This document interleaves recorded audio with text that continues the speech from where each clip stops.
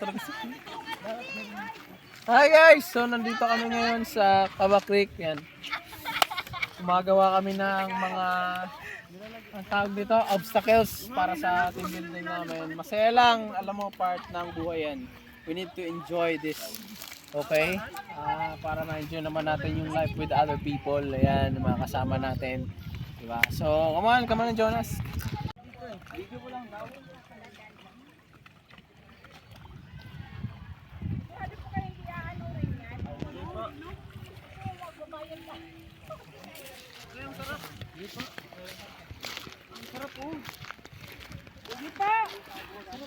Wala pa maglalaro. Okay na daw guys.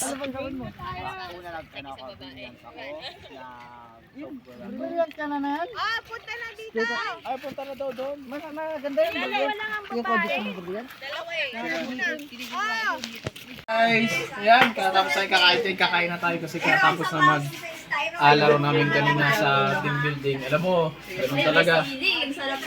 Ang saya, pero talo kami. Okay lang yun, wala nang problema doon. Talo kami. Ganun talaga. Okay lang. Ngayon mga nanalo. Nanalo kami guys. So guys. Nanalo kami guys. Pero ang tunay na laban nasa labas. Kaya dapat kahit panalo ka sa mga bagay-bagay, mas maging asamin mo na manalo ka sa buhay kasama si Kristo. At siya Dalawa sa'yo dahil may asawa ka, hindi kasama si Noah sa bilangan. Anong sabi mo? Kain na agad?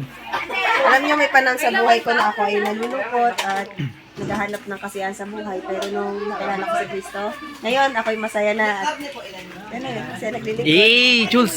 Yes. Hello guys. Hindi pa ako tapos brad. Hello, alam niyo may panahon sa buhay ko na pero nagbago. Hindi ka Ate Jules! Wala nung pangasawa niya si Pastor Rafi.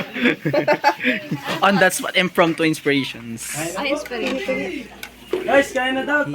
Guys, pakita natin ito ulam na. Guys, ayaw ni Kuya Jo.